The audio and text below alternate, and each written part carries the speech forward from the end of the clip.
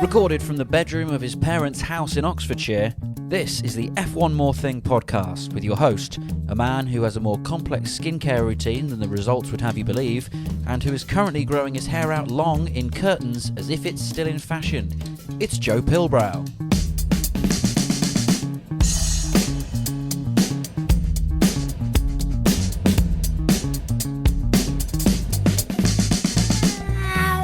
Good morning, good afternoon, good evening to whichever time zone you are in around the world and listening to this F1MoreThing, a new podcast with me, Joe Pilbrow, talking all things F1, and when I say all, I mean just the bits that I have enough to fill a podcast about. I've decided to do this at probably a strange time to start a podcast. Probably should have started, if I was going to do it within the last couple of years, pre-2021. There would have been a lot to do on a podcast between now and the beginning of the 2021 season, bearing in mind how much has happened since then. However, I've decided to carry out this endeavour, this public service, from the 2022 season onwards. We're going to start afresh in the same way that Formula One is, both in cars and in some drivers at certain teams, and maybe, if all goes to plan, the solidity, not a word, but you know what I mean, of the FIA regulations. I'm not going to go into too much detail about the last few laps of the Abu Dhabi Grand Prix. It's been hammered home, I think, the points that have been made necessary by various podcasts, broadcasters and journalists specialising in the topic much more than I. But altogether, congratulations to Max Verstappen, commiserations to Lewis Hamilton and Mercedes. It's certainly arguable that both of them deserved it, only one of them could get it, and I don't think from Red Bull, Mercedes, Verstappen or Hamilton's point of view, that's the way they would have wanted it to go down, regardless of the outcome. But strange things happen in this sport, and hopefully we will learn lessons as a sport from it by putting more concrete, objective and obvious regulations in place from 2022 onwards. That is all I'm going to say about the matter, even though there is much more to say. You don't need another voice on that. You've heard loads of them. So, F1MoreThing is a podcast. We're going to talk about Formula One. We're going to talk about things surrounding the sport, my just general opinions on it, and hopefully it will develop into even more of an opportunity to talk to people that are both interested and interesting surrounding Formula One itself. Now, there's a topic, as we're sort of just at the end of the 2021 season. I'm recording this on the 18th of December, so it's not been long since we had that dramatic conclusion to last season, and it's going to sneak up on us how quickly the next season starts. But there's a sort of strange rumour going around at the moment, and people like Jenson Button and Nico Rosberg are being asked to comment on what they think about Lewis Hamilton retiring, which is a sort of strange media whirlwind to have started now. I think it sort of comes from a sort of media angle of, well, Mercedes looked pretty pissed off at the whole thing, and Lewis Hamilton's reportedly pretty disheartened by the whole thing. So, you know, if I were him, I'd just give up now, right? And I think, you know, journalists and media organisations get a lot of time and, well, airtime mainly out of that. So yeah, they're going to run with it for a bit. I think it's pretty unlikely. I don't think anybody that knows even a little bit about Lewis Hamilton realises, or I don't think anybody that knows a little bit about Lewis Hamilton would ever assume that he would quit because he'd lost the last one. You know, he's had championships that have gone down to the wire, and he's lost, and he didn't quit then. Why would he quit now? I think he's probably got even more reason to carry on and come back next year and win it. I think from his point of view, the 8th is something he sees as possible, doable, admirable, and the way to really sort of put the final jigsaw piece into the old legacy there. Yeah, I've got a pretty big legacy, says Lewis, but I could get an even bigger one with that 8th championship now, couldn't I?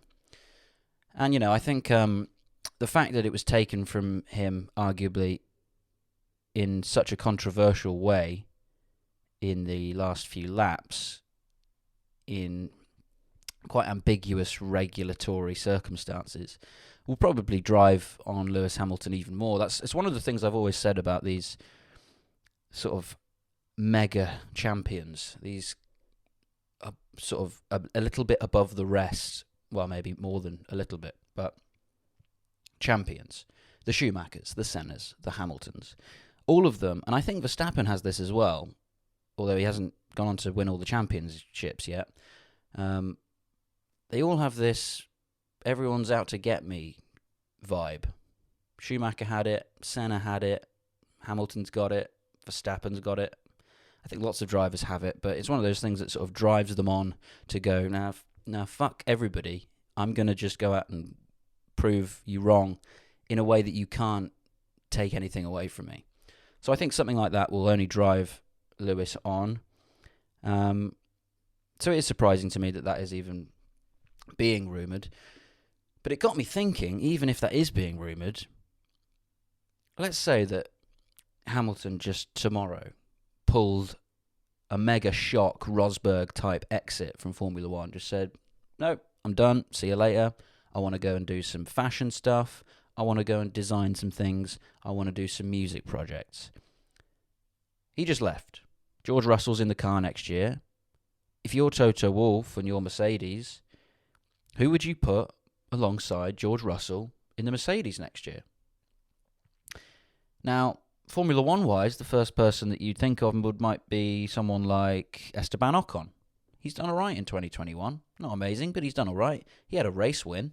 Yes, it sort of fell into his lap a little bit through the bowling ball of Hungary Turn 1, but I think he's pretty much out of that, isn't he now? He had a close relationship with Mercedes and Toto during his year off. He was the sort of reserve driver and test driver and occasional simulator driver, I think, of the team. But in order to get an F1 seat again, he had to disconnect himself from Mercedes and be contractually in bed with Alpine instead.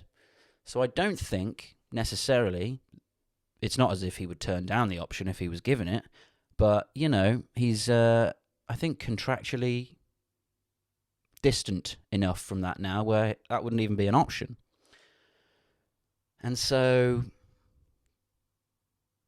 everyone else is going to be pretty much decided now, aren't they? They're all in for the contracts, and for next year at least. And I'm not saying that contracts can't be broken, because they definitely can and have been. But I think you'd probably have to go straight over to Mr. De Vries, wouldn't you? A Mercedes driver, technically, even if it is in Formula E. World champion.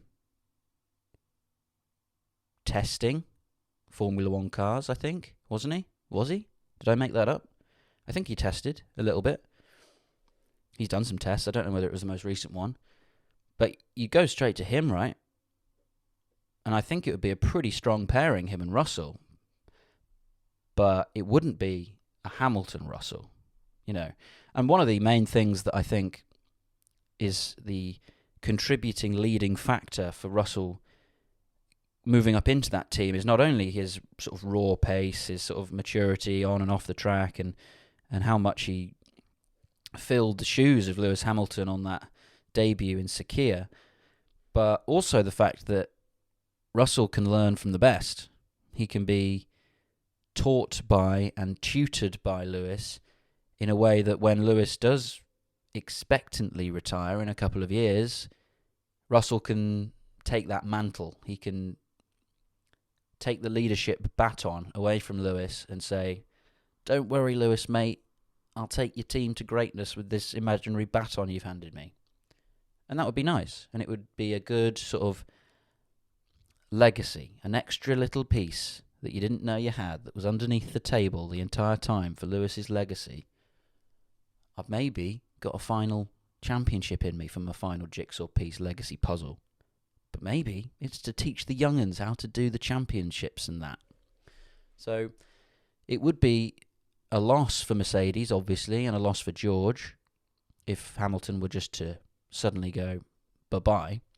But at the same time, a couple of young guns in there who you know can drive the car, you know are loyal to the team, and you know can win a championship in the case of Nick de Vries, and other championships, F2 and F3, in the case of Georgie Russell.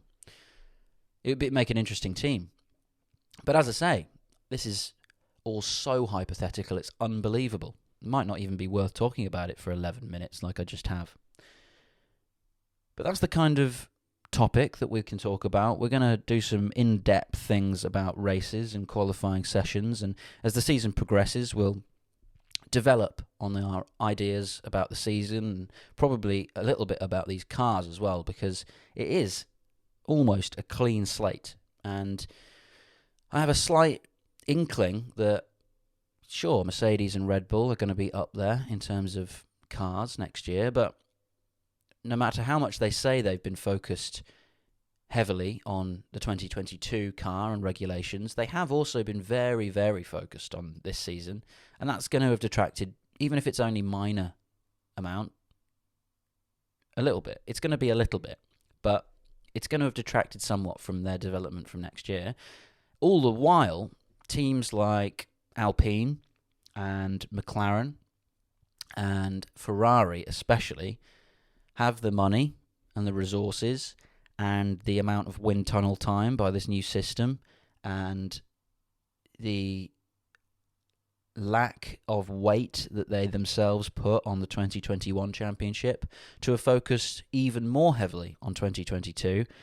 And I just get the impression that someone like McLaren or Ferrari, especially Ferrari actually, could just come up with a little twist in the regulation that was perfectly legal, that nobody else thought of, that gets them a head start. The amount of money that place has got at Maranello, and the resources, and the lack of focus that they've seemingly put on last year, and the driver pairing that they've got, is going to be an absolute madness. So that's my little flag in the ground for 2022. I think we can expect something special from them. But as it has been in the last couple of years, if you're a Ferrari guy, or you have in any way cheered for Leclerc or Sainz, or even Vettel, they have the immense ability to let you down. But hopefully that will improve. Altogether, that's a short little intro to how my brain works about Formula One and what might be expected of F1MoreThing, in association with absolutely nobody, so you can trust that most of it is pure waffle. And there won't be any ads, unless it's just an advert for me trying to sell you the cardigan I'm wearing or something. Yeah, I bought a cardigan. Got nothing on me. Well, I've got warm arms, at least. Anyway, thank you for listening. We'll see you next time for F1MoreThing. Gonna have to get used to saying that, because it doesn't sound right coming out of my mouth just yet.